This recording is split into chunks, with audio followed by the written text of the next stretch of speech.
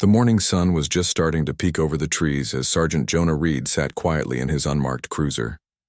His hand rested gently on the head of his partner Vesper, the K9 with eyes that seemed to hold 1,000 secrets. This was their usual spot, near the school bus stop at the corner of Maple and Harrison. The neighborhood was calm, the kind of place where kids laughed as they waited for their rides, backpacks slung carelessly over their shoulders. Jonah took a sip of his coffee, grimacing. "Bad gas station brew, huh, girl?" he muttered, scratching behind Vesper's ears. She didn't respond with a bark or a wag, just a soft sigh as if she knew something he didn't. Vesper wasn't like other dogs. Lean and quiet, she wasn't the aggressive type trained for raids or chases. But her nose was sharp and her instincts even sharper. Across the street, kids gathered near the bus stop, their chatter mixing with the soft morning breeze. A few parents stood by their cars, exchanging smiles and small talk. Everything looked normal. Too normal, maybe. Then, from the south side of the block, a man appeared. Brown jacket, ball cap pulled low, backpack hanging off one shoulder. He walked with a purpose, but there was something in his steps that didn't sit right with Vesper. Her ears twitched, eyes locking onto him like a predator spotting its prey. Jonah noticed. "Vess, what do you see?" he whispered. The dog gave a quiet puff through her nose and shifted in her seat, muscles tense. The man was getting closer to the children, but he wasn't rushing. His hands were shoved deep in his pockets, his eyes hidden beneath the brim of his cap. Suddenly, Vesper sprang into action. She leapt from the passenger seat and skidded across the pavement, planting herself between the man and the kids. Her head lowered, shoulders squared, a low growl rumbling from her throat. The man froze, caught off guard by the silent warning. "Easy, girl," Jonah said, stepping out of the car with his badge raised. "Sir, stop right there." The man's voice was flat, almost bored. "I'm just catching the bus." Jonah's eyes narrowed. "This bus stop is for kids. You don't belong here. I need to see some ID." The man hesitated, then said, "I forgot it." Vesper's growl deepened. Jonah reached for his radio, heart pounding. "Dispatch, 197. Possible. Suspicious adult at Maple and Harrison. K9 alert." The calm morning was about to shatter. The moment Vesper planted herself between the man and the children, the quiet morning changed forever. Her growl was low, steady, a sound that carried warning and a strength no one could ignore. The man froze, eyes flicking from the dog to Jonah standing firm on the sidewalk. "Sir, I'm going to need you to step back and show me some ID," Jonah said, voice calm but firm. The man's hands remained buried deep in his pockets, but his eyes darted nervously. "I don't have it," he muttered, the words barely above a whisper. Vesper's growl grew louder, and she shifted her weight forward, her eyes locked on the man. It was clear she sensed something wrong, something Jonah couldn't yet see. "Backpack," Jonah commanded softly. The man's fingers twitched as he slowly lowered the bag to the ground. The second it hit the pavement, Vesper went full alert, barking sharply, circling the pack, nose twitching, tail stiff. She wasn't just reacting. She was telling Jonah, "Something's here, something bad." Jonah knelt, glancing inside the backpack. His breath caught. There were fake IDs, photos of young girls, duct tape, and a plastic bag with strands of blonde hair. His heart sank. This wasn't some random stranger. Vesper was right, Jonah whispered. "This man, he's dangerous." The children on the bus stop edge stepped back, confusion and fear washing over their faces.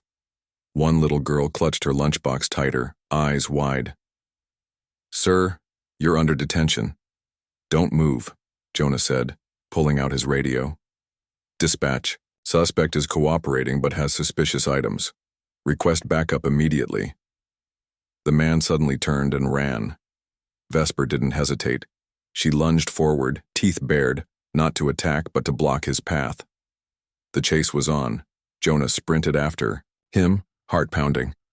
The man stumbled over a fence, slipped down an alley, mud staining his jeans and boots. Backup arrived just in time to catch him 3 blocks away, panting, defeated. The silence that followed was heavy. The neighborhood had changed in minutes. Jonah looked at Vesper, pride mixing with worry. You stopped something terrible today, girl, he said softly. But deep inside, Jonah knew this was only the beginning. The dark story behind that backpack was about to unravel, and Vesper's instincts had just opened the door to a nightmare no one expected. The man sat silent in the interrogation room, his face shadowed and unreadable.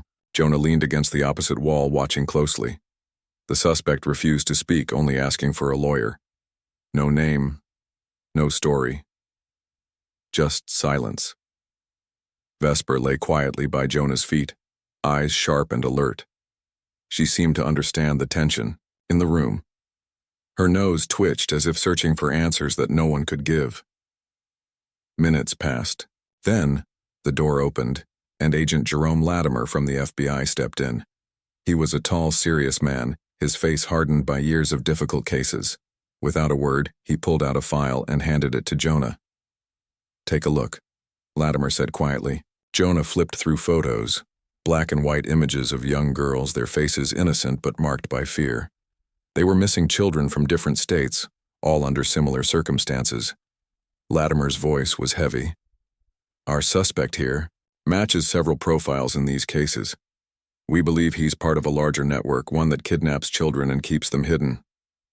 Jonah swallowed hard. So this isn't just one man?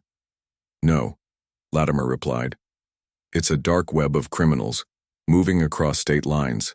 And your dog, Vesper, interrupted something dangerous today. Jonah glanced down at Vesper, who wagged her tail slightly but kept her gaze steady. She sensed it before we did, he said softly. How is that possible? Latimer shook his head. Dogs like Vesper have instincts we don't fully understand. She saw the danger, and that saved lives. Jonah felt a mix of pride and dread. This was bigger than he had imagined. They weren't just dealing with a lone criminal, they were up against a hidden, cruel operation. We need to find those girls, Jonah said, his voice firm, before it's too late. Latimer nodded. We're sending the evidence to the lab. DNA, IDs, everything. We'll piece this puzzle together. As the hours passed, Jonah watched Vesper quietly. She was more than a partner. She was a lifeline in this nightmare. The dog's silent strength gave him hope, but beneath that hope was a cold fear. Every new piece of information dragged them deeper into the shadows of a past filled with pain and loss. Vesper, Jonah whispered, we're going to need you now more than ever. The room felt colder. The case was just beginning and the darkness was closing in. Yet in that small space, with Vesper by his side, Jonah knew they had a chance to bring light to the missing and stop the evil waiting in the shadows. The evidence was clear and chilling. The photos, the fake IDs, and the strands of blonde hair, they all pointed to a pattern far darker than anyone wanted to believe. Jonah stood beside Vesper as the team prepared to search an abandoned van hidden behind a rundown warehouse, 2 miles from the school. Vesper's nose twitched as she approached the van, her tail stiff, every muscle tense. She wasn't barking or growling, just focused like she was tracking something invisible to the human eye. Jonah knelt beside her and whispered, "Lead the way, girl." The van's rear doors were locked, but the lock had been snapped off, recently. Inside, the air was thick with a stale, heavy smell that made Jonah's stomach turn. Blankets, stained and torn, lay on a thin mattress, ropes and duct tape scattered on the floor. It was a prison on wheels. Jonah swallowed hard. "This is where they kept them," he said softly. His voice cracked with anger and sorrow. Along the van's interior walls were dozens of Polaroid pictures taped up. Young girls, playing, walking, alone, unaware they were being watched. Their eyes were wide, innocent, but Jonah could see the fear hidden deep inside. Vesper let out a low, sustained whine that echoed through the empty space. Jonah reached down, stroking her fur gently. No, girl, it's awful." The team moved carefully, searching every corner. In a plastic sleeve wedged under the mattress, they found a crayon drawing on lined paper. A girl in a purple dress standing beside a big brown dog with floppy ears and a smiling face. Jonah's voice cracked. She must have drawn this. Agent Latimer examined the picture closely. It's not one of the girls in our file. That means there's another child, possibly still alive. Jonah looked at Vesper. The dog's eyes seemed to shine with hope and determination. We can't let her down. Suddenly, a nurse stepped forward holding a small notebook found under the driver's seat. It was filled with long strings of numbers, dates, times, locations. Some matched school schedules. One date stood out, 3:20 p.m., Lincoln and Ashbury. That was 2 hours from now. We have to move fast, Jonah said. Vesper, it's time. The rescue mission was no longer about just one suspect. It was a race against time to find the vanished girls and bring them home. And Vesper was leading the way. The investigation had only just begun, but Vesper's instincts were sharper than ever. 2 hours after discovering the hidden van, Jonah and the team were spread along another bus route, ready for anything. Vesper's nose was to the ground, tail stiff as they waited near the stop at Lincoln and Ashbury. Jonah watched the street, heart pounding. The bus rounded the corner right on schedule. Kids gathered, laughing and playing, their innocence a fragile shield against the darkness looming nearby. Then Vesper stiffened, her ears perked, and she locked eyes on a man standing across the street. It was him, the suspect. Hoodie slouched low, pretending to scroll on his phone, but his eyes flicked constantly toward the bus stop. Vesper, Jonah whispered. Do you see him again? She didn't need a command. In a flash, she sprinted forward, leash trailing but silent. The man froze, startled, taking a step back. Hold, Vesper, Jonah shouted. But she didn't stop. She lunged just inches from the man's thigh, barking sharp and deep, blocking his path. The man's face twisted with panic. He bolted, running through yards and alleys. Jonah was right behind, shouting, Stop! Police! Backup arrived fast, cutting off escape routes. The man dropped to his knees, breathing hard, hands raised. In his backpack, officers found a wig, a child's book, disposable gloves, and a burner phone filled with texts to a mysterious contact named D. Agent Latimer crouched beside Jonah, voice low. This is the second arrest. It's bigger than we thought. Jonah nodded, eyes on Vesper, who sat quietly, nose twitching, alert but calm. She saved those kids again. Inside the phone's messages, the team found coded notes about drop points and pickups, clues that painted a terrifying picture of a trafficking ring. The suspect's world was full of shadows and secrets, and the missing children were pawns in a cruel game. Jonah looked at Vesper, feeling a mix of pride and sadness. You stopped him twice, girl. But how many more are out there? Vesper's steady gaze seemed to say, We'll find them. One by one. The city held, its breath knowing this was only the start. With Vesper leading the way, hope was alive. But so was the danger lurking just beyond sight. The raid on the suspect's remote house was silent, tense. SWAT moved carefully through the rooms, but it wasn't until Vesper stopped near the fridge that Jonah noticed something. She wasn't looking at the fridge, it was the floor beneath it.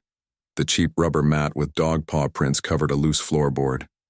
Jonah knelt down, tapping the edge. The board shifted with a soft groan, revealing a narrow staircase leading into darkness. Basement, Jonah whispered. Stay close, Vesper. The air grew cold as they descended. The concrete steps felt endless, the silence pressing in. At the bottom, a heavy door blocked the way. Jonah knocked softly, then louder, but no answer came. Suddenly, a faint cough echoed. Jonah's heart jumped. We're here to help, he called softly. The door creaked open, and there, curled in, a corner was a little girl wrapped in a thin blanket. Her eyes were wide and scared, but she didn't cry. Jonah knelt beside her. Hey, you're safe now. What's your name? Alice, she whispered, voice barely audible. Vesper approached slowly, sitting a few feet away. Alice's gaze locked onto the dog. Trembling, she reached out her small hand and gently placed it on Vesper's head. The dog leaned in, resting her head against Alice's hand. It was a quiet moment, one of trust and comfort in the middle of darkness. Medical staff moved in, checking Alice for injuries. She was malnourished, bruised, but alive. Jonah stayed close, watching as the girl drew a shaky breath. "She's been here a long time," one medic said softly. Jonah's jaw tightened. "How many more?" Alice blinked, eyes distant. Then she said something that chilled Jonah to the bone. "There was another girl," Alice whispered. "The one I saw at school. The man, he called her the dog's enemy." Jonah exchanged a glance with Latimer. The D from the texts, it was real. Jonah knelt, voice gentle. "Alice, can you tell me where she is?" Alice shook her head slowly. "No, but I heard them say the next pickup was soon." Vesper gave a low growl, eyes fixed on the staircase. Jonah nodded. "We have to find her." In that hidden basement, hope flickered. Alice was free, but the fight was far from over, and Vesper's silent promise to protect those who couldn't speak was stronger than ever. The pieces of the puzzle were finally coming together, but the picture they formed was darker than anyone had imagined. After Alice's rescue, the team pored over every scrap of evidence they'd collected, texts, photos, and witness accounts. Slowly, the web of kidnappers began to unravel. Jonah sat in the briefing room, eyes tired but focused. Vesper rested at his feet, alert and calm. "You were right, girl," Jonah whispered. "You saw what we couldn't."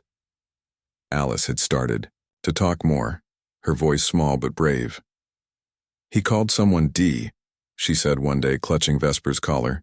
"I heard him say the next drop was near a green sign with 3 letters. G.I. Latimer nodded. "Gibney. A logging town, upstate, no cameras, no cell towers, perfect place to hide. The team planned a convoy, unmarked SUVs, surveillance vans, ready for whatever waited at Gibney." Jonah watched Vesper, knowing her nose would lead them true. But it wasn't just the clues that mattered. It was Alice's courage. She faced the pain of the past every day, yet she reached out to Vesper. That bond gave Jonah hope. "Why do you think Vesper could sense all this?" Jonah asked Latimer during a quiet moment. Latimer shrugged. "Dogs have instincts we don't understand. Vesper saw danger before it arrived. She was our first warning." Jonah looked down at Vesper's dark eyes, filled with trust and strength. "You didn't just stop a crime, you saved lives. More than we ever thought possible." As the investigation deepened, new names appeared, victims, suspects, connections. Each led closer to the heart of the network. Jonah felt the weight of it all pressing down, the missing girls, their families waiting for answers, the darkness creeping closer. But Vesper stayed steady, a silent protector in the storm. "We're getting closer," Jonah said softly. "Thanks to you, Vesper, and Alice's bravery." Vesper's tail gave a slight wag. The dog didn't speak, but her presence said everything. The web was unraveling, but the fight was far from over.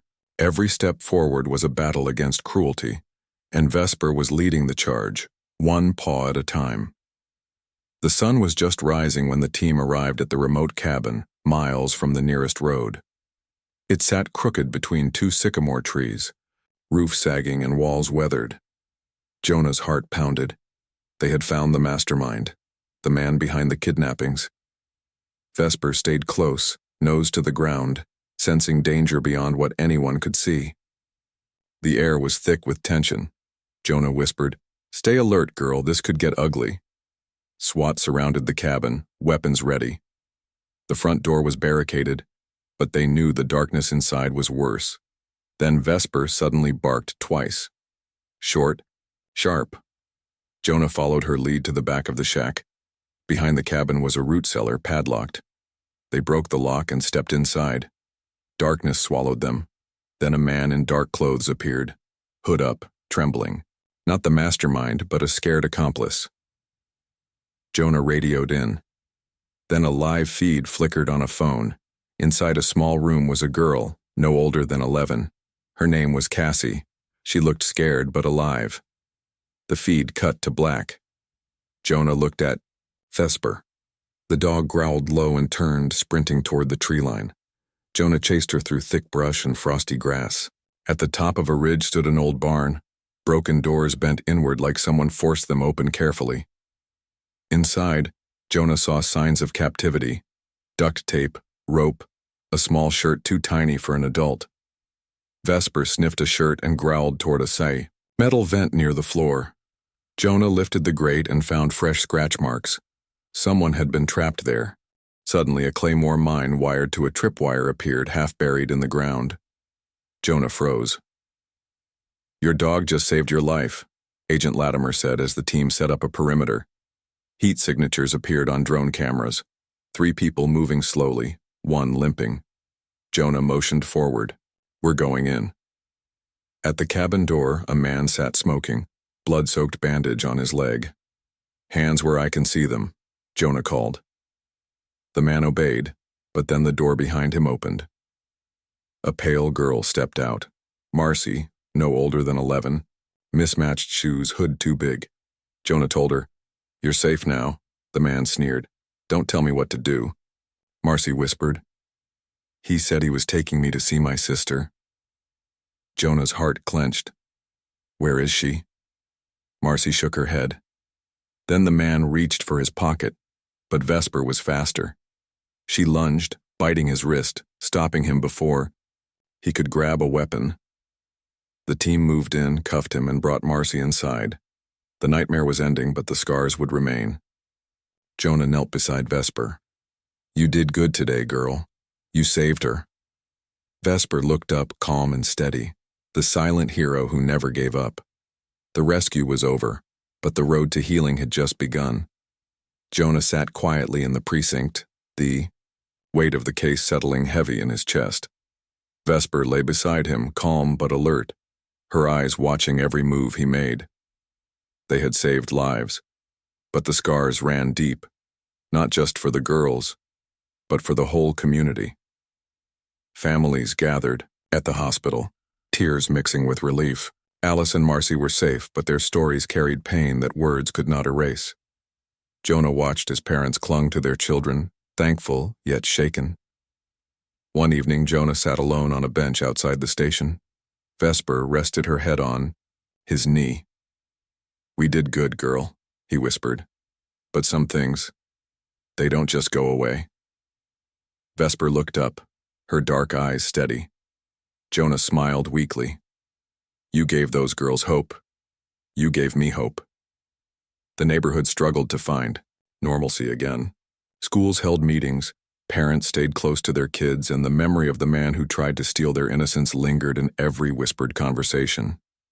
Jonah attended a community gathering, listening as people shared their fears and gratitude. A mother approached him, tears in her eyes. "Thank you for bringing my daughter back," she said softly. Jonah nodded, the weight of her words pressing down. Back at the station, Vesper's presence was a constant comfort. She wasn't just a dog. She was a symbol of protection and courage. Jonah often caught himself talking to her. "You're the quiet hero nobody sees." One night after the last report was filed, Jonah knelt beside Vesper. "We saved lives, but there's still more to do. Promise me you'll keep watching, keep protecting." Vesper licked his hand. A silent promise. The scars on the survivors would take time to heal, and justice was only the beginning. But Jonah knew that with Vesper by his side, they could face whatever darkness came next. As the sun set over the quiet neighborhood, Jonah whispered, "We're not done yet, girl. But tonight, let's just be thankful."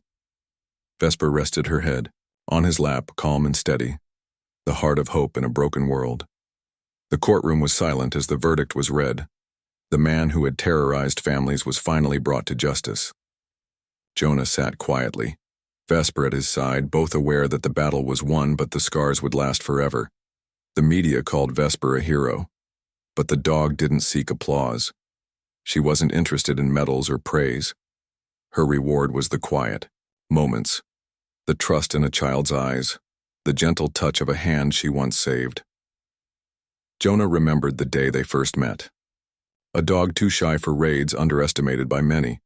But Vesper had a strength that words couldn't capture, a sixth sense, a courage that shone in darkness. After the trial, families came forward to thank Jonah and Vesper. One mother knelt beside the dog, tears streaming. "You saved my daughter's life," she said, voice trembling. Vesper leaned in, offering a slow, comforting lick. Jonah watched, pride swelling in his chest. "She didn't just save lives," he whispered. "She gave hope." Back at the station, Vesper returned to her quiet routine. No banners, no statues, just a handler's hand scratching behind her ears and a warm spot by the fire. Jonah often thought about how many silent heroes like Vesper walked among us, watching, protecting, loving without words or fame. One evening, as they sat together under a fading sky, Jonah spoke softly. "You don't need medals, girl. You've done enough. You are the real hero." Vesper rested her head on his knee, eyes closing, in trust. The story of Vesper and the missing girls is a reminder. Sometimes the greatest heroes don't wear capes or carry badges. They're silent, watching, waiting, ready to protect the innocent when no one else can. So next time you see a dog quietly sitting by your side, remember Vesper. Remember that courage comes in many forms. And remember, heroes don't always bark loud. They protect in silence. The city will heal, but the bond between a brave dog and the lives she saved will never be forgotten. A silent hero's legacy lives on in every whispered prayer, every tear shed, and every life touched by her quiet bravery. And that's why we tell this story, to honor the unseen guardians, the gentle protectors, and the hearts that beat with courage even when no one's watching.